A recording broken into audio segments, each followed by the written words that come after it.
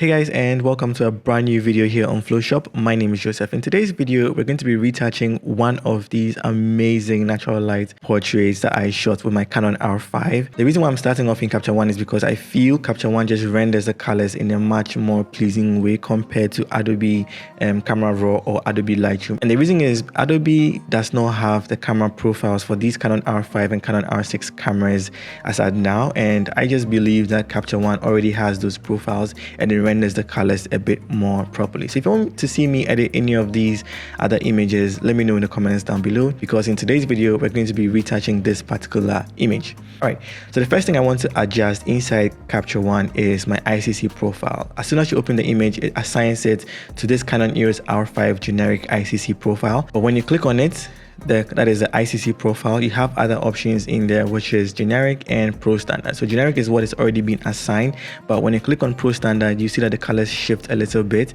inside the image, and this just renders the colors in a more pleasing way in my opinion. So after this, what I want to do now is just adjust the exposure and a little bit of the contrast before I open the image inside Photoshop. So what I want to do now is just turn on my exposure warning because of the whites in here, and I just don't want to go too overboard when I'm adjusting these things. So I have that as a check or a guide just to keep me within the range that I want. So what I want to do first of all is just to up the exposure a tiny bit. As you can see, when I'm opening the exposure, we're beginning to see more of the reds become visible, right? So if I move it all the way to the right, you can see that we have a lot of red in there. When I turn off my exposure warning, clearly the image is overexposed, right? This is a little bit extreme, but I was just doing this so you guys can see how the exposure warning can help you retain a lot of the information in your raw data. So I'm just going to bring this down a little bit, and what we can do further to control this is to bring our highlights down inside the high dynamic range tab. So I'm going to bring the highlights down. As you can see, we are retaining some of that information in the highlight area. Somewhere here I think looks good, it's not too bad, and what I can do now is just bring the blacks down a tiny bit, and this is going to increase the contrast in the image. What I can do is just open up the shadows just a little bit more, and as you can see, it's beginning to look a little bit flatter. If I just render the before and after, you can see that we don't have as much contrast in the image as before, and it also looks a lot brighter. So what we can do now to bring that contrast back is down here in our levels, we can bring the shadows in a little bit, and as you can see, as I'm doing that, it is beginning to bring some contrast back into the image. What I can also do is just bring the shadows down a tiny bit. I was at 10, so bringing it down to 4 I think just adds a little bit more of an interesting look to it. And what I can also do to the Kelvin is just bring it up to about 5000. Let me enter that. So 5, 1, 2, 3, and hit enter. All right, I think this is looking good. So let's just do a little before and after. So here's before, here's after, before, after. I think it looks really good. What I can also do is just bring the exposure down a little bit more, and also open up the highlights just a tiny bit. I think this looks good. We can now open this image inside Photoshop. But what I want to do also is inside the sharpening, I just want to bring that down so that we don't have any artificial sharpening added to the image at this point. All right, so I'm going to right click, come down to edit, and open with Photoshop. So what it's going to do is create a TIFF file, and it's going to open that inside Photoshop, and then we can start adjusting from there. So now that we've been able to open this image inside Adobe Photoshop, I'm going to be using my workflow actions to retouch this image. This helps me create repeatable results and also helps me create a signature look. So if you want to have that in your images as well, you can go down into the description box, purchase the workflow actions, and once you're there, you can also look at my melanin skin tone LUTs or any of my color grading LUTs and purchase it because it works really well with dark skin portraits. All right, so first things first, I want to crop this image to the size that is going to be my final output, and I know that this image is not going to be on a billboard or it's not going to be used for any graphic work, so I can quickly crop this to my Instagram ratio, and that is 4:5. If you don't know how to do that, when you hit C for your crop tool, you have some ratios inbuilt here. You can see there's W, H, and resolution. There's original ratio, 1:1 square, but what I'm choosing is the 4:5, as this is the crop ratio that Instagram likes for portrait images. All right, so clicking on that just brings this profile here, and what I can do now is just click inside and reframe it to an area that I like. So for example, if I want to show more of the legs, I can just bring the crop down, and it's still maintaining that same 4:5 ratio, right? But I just want to get rid a little bit of the legs to somewhere here and give a little bit more of a headroom. So somewhere around here is good. I'm going to hit the check mark, and this is going to apply the crop. So now that we have the crop applied, now we need to figure out what layers we need to create to start working on this image, right? So if I zoom in, for example, you can see that she doesn't really have a lot of blemishes, but we can get rid of some of these ones that are distracting, like these lines around here and some of these spots from the sand. I think we can just reduce those a little bit, right? So what I want to do first of all is to create a layer that is going to allow me to do all of these healing on them. So if you don't know what steps to take inside Photoshop when you're retouching, you can use my workflow actions. I have 2 of them. The first one just gives you full control where you can select any of the layers that you need for retouching. But what I'm going to be using is my workflow retouching actions, because it just creates all the layers that I need when I'm retouching, and so I can repeat the process for all of the other images if I want to create the same results for them. All right, so what this does is when you click on the run first and you run that action, it's going to ensure that your image is in 16-bit.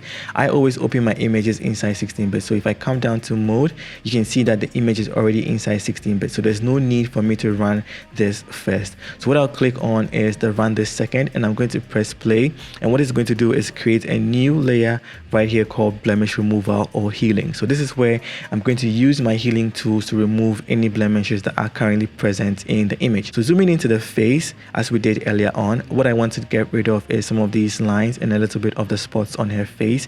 So I'm going to hit J for my healing brush tool, and I'm going to select the healing brush. You can use spot, you can use healing brush, and then you can use patch. But when you're using the patch tool, you have to make sure that you have information on the layer that you're going to be working on. So for example, on this blemish removal, once I've selected the patch tool, if I click and drag, you can see that nothing is happening. It says could not use the patch tool because the selected area is empty.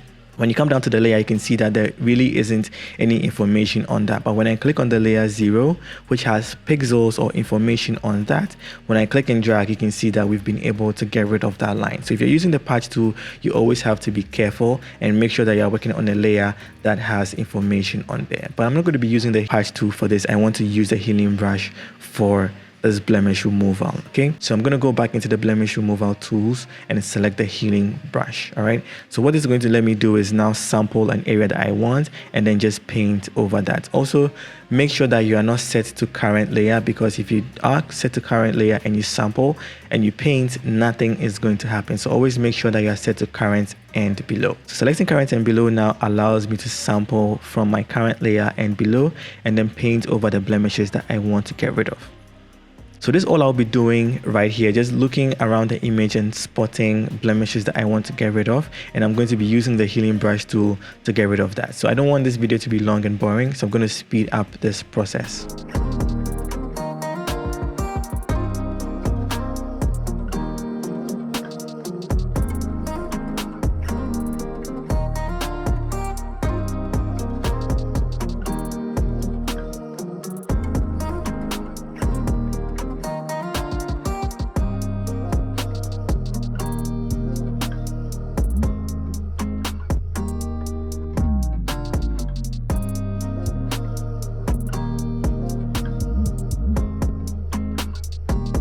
Alright, so now that we've been able to get rid of all the blemishes, if I zoom in, for example, and then just do before and after, I can see she doesn't really have a lot of blemishes, but we've been able to smoothing out all of those things. So now what we need to do next is run our frequency separation and all of those. But again, if you don't know what steps to take, this action is the best one for you. So just click on complete set, press play, and it's going to start off with frequency separation. So over here, you just need to figure out the radius that you want to use for your frequency separation. All right, so I'm just going to come down, let's say to about 2.1, or let's say 2.4. I'm going to press OK, and it's going to do the rest of the calculations and run the rest of the actions all the way to the pop. All right, so just going to lift this part up a tiny bit, and then we're going to hide all of these layers and start off with our frequency separation. So opening that, you can see we have texture, we have blank, and then we have blur copy. What I'll do is just turn on the FS help so that I'm not distracted by any of the color present in the image, and then just focus on the color transitions, right?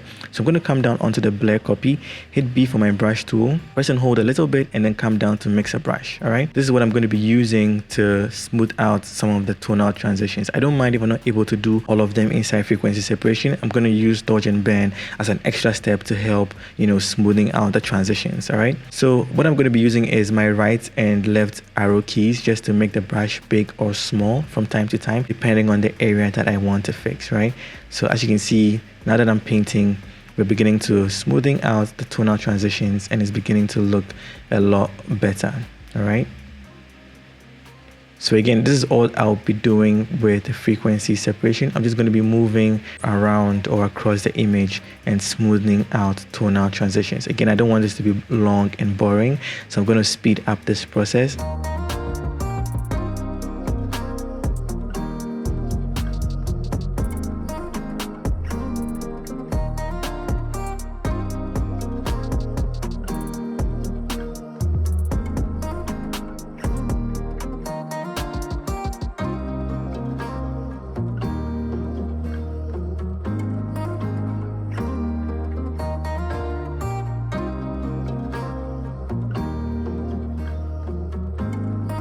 Alright, now that I've been able to do the frequency separation, as you can see, here's a before and after. We've been able to smoothing out a lot of the tonal transitions, right? Alright, let me just fix this area a little bit.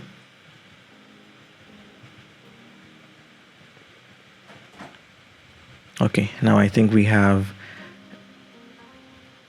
solved all those tonal transition issues. This is looking good. All right, so because I don't want this to be very visible, and I'm always just using my frequency separation as a help for my dodge and bend, what I'll do is turn off the frequency separation help layer, for example, and also just do a before and after. You can see that the image looks really smooth. We've been able to get rid of the tonal transitions, like I said earlier on. I'm going to reduce the opacity to, let's say, about 65%, so that we have a little bit of that original, unique texture still showing through. Even though I'm smoothing out the tonal transitions, I don't want it to be overly smooth, and this is what you can do to help make your images look a little bit more realistic, right? So before and after, before, after. I'm going to turn on my dodge and bend, and with that I'm also going to turn on the dodge and bend helper layer, which is inside the dodge and bend group. All right, so now zooming in a little bit, I'm going to use a regular brush to now work on the tonal transitions, right? So I'm going to reduce the flow all the way to about 3%, and I'm just going to go over and then now start painting in any other tonal transitions that are not properly smoothing out. Again, I'm not going to bore you, so let me just show you how this works, and then I'll speed up the video. So what this does is you have two separate layers, one called dodge and one called bend. And what they do is, I'm going to hit shift and click on the layer mask attached to it, and then it's going to make that layer visible. So Xing out the layer mask, you can see that the image now becomes extremely bright, right? So clicking on that shows you that this is what we are seeing. But when I begin to paint with my brush, let me take it to 100%, and I start painting, you can see that we're beginning to reveal that brightening effect on any area that I paint. And the same is true for the burn. If I click on the burn layer mask and I start painting, anywhere that my brush stroke passes, it becomes darker. So we're going to be using these different lighting ratios, the darkening and the lightening, to even out the tonal transitions. All right, so I'm going to fill these with black one more time, and now I'm going to use a very low flow, which we had decided was going to be 3%, and I'm going to turn on the help layer so I'm not distracted by color again. And now I can just zoom into the image and now start focusing on the tonal transitions and evening them out.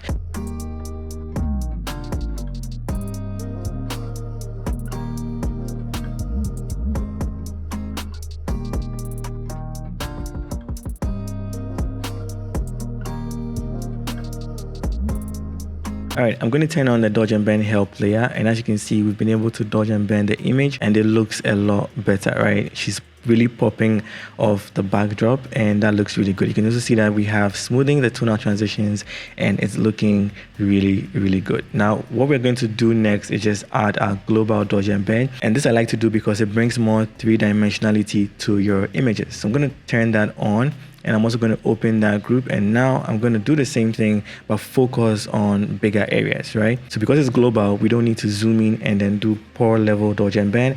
Over here we're just going to go over the existing highlight areas and existing shadow areas just to add more depth to the image. Starting off with the brightening, also set to about 5 or 6%. Now what I'm going to do is just paint over areas that I feel need a little bit of dodging or brightening, right? So as you can see, I'm painting over the hair. Here's before, after. It's beginning to jump out at you, and just paint over the forehead. Do the same over the bridge and tip of the nose. Do the same thing over these cheekbone areas. Her chin. Do the same thing to her lips.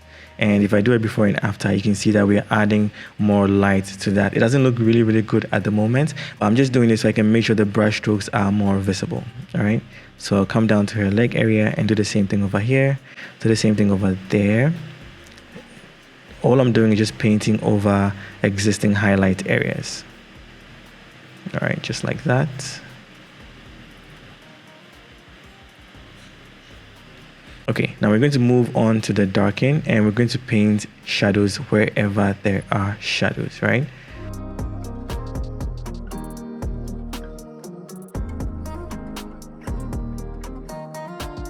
As you can see, we are adding more depth to the image already.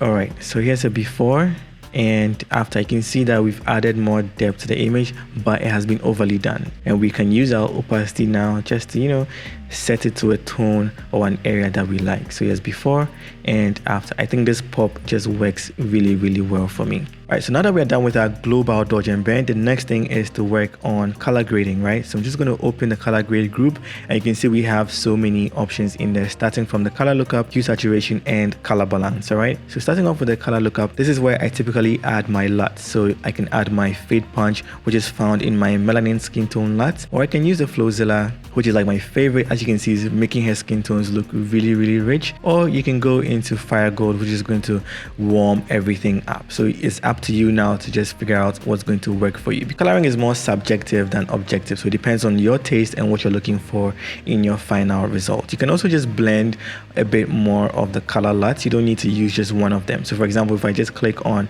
this other color lookup table, I can now bring in my Flowzilla LUT, for example, and I can mask it into areas that I want, right? So let me just mask it into the skin, for example.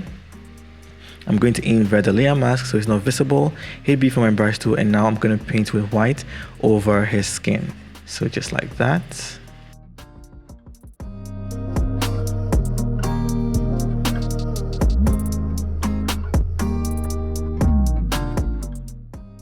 Okay, so what I'll do is just bring the opacity down to about 32% and do the same thing with the color lookup.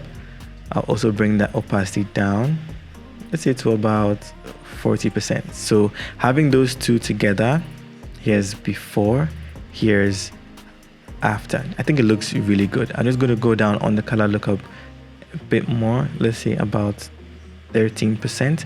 And now we're going to move on to our hue and saturation. So over here, I'm going to target the reds and just look for a general direction I want to move it to, add a bit of saturation, and then maybe just reduce the lightness a little bit. Then we're going to go into yellows and maybe saturate the yellows a little bit, and also look for, you know, a general color area that I think is going to look good for the yellows. So +2, and also make it a tad bit brighter.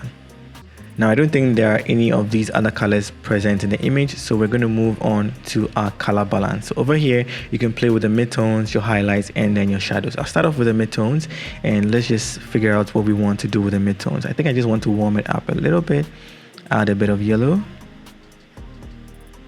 just like that, and we can also add either green or magenta. I think I want to add just a little bit of green, so +1. I'll go into the highlights now, and let's just cool off our highlights. So let's say +5 blue, and we can add +2 red. We can also play with the magenta and green. I think this looks good. And now we're going to go into shadows and do the same thing. So I think we can cool down the shadows a little bit. So +3 blue, and let's just say +2 red.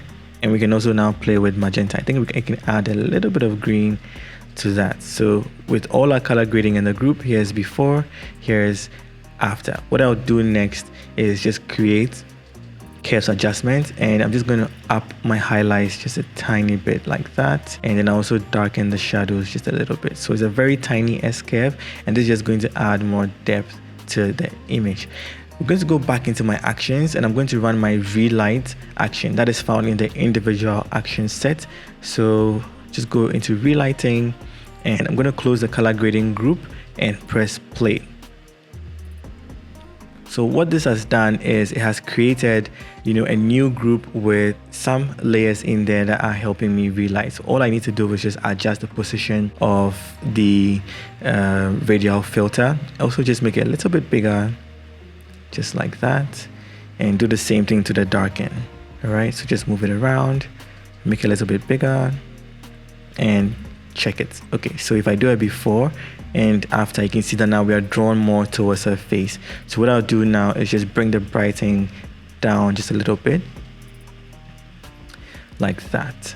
It says before and after. You can see we've drawn attention to her face, and that looks really, really good. All right, what I want to do next is just create a new blank layer, hit B for my brush tool, and paint with white in her eyes. I'm also going to use a very soft brush and a very low flow, about 4%. I'm just going to paint a little bit of white into her eyes. This is because of all of the color grading that we did affecting the highlights and the midtones. It has affected her eyes as well. And so just doing this just brings a little bit more life back into the eyes. I'll just reduce the opacity to about 69%. Now zoom out, and I think this is looking really, really good. I'm going to turn on our pop, and this is going to pop the colors a lot. So if I invert the layer mask or set it to white, you can see that it has popped the colors, but it is a very strong effect. So I'm just going to bring the opacity down, let's say to about 10% or 13. Here's before, and here is after. It's just a very, very slight change, but I really, really like it. All right, one last thing I want to do is just even out her skin tone. So I'm going to go back into my individual actions, and I'm going to look for color match, and I'm going to press play. And now all I need to do is just use my brush tool, sample a color that I like, and then just paint over the rest of her skin. So at 44%, I'm just going to paint over the rest of her skin, and this is going to give us, the same color tone all through her skin.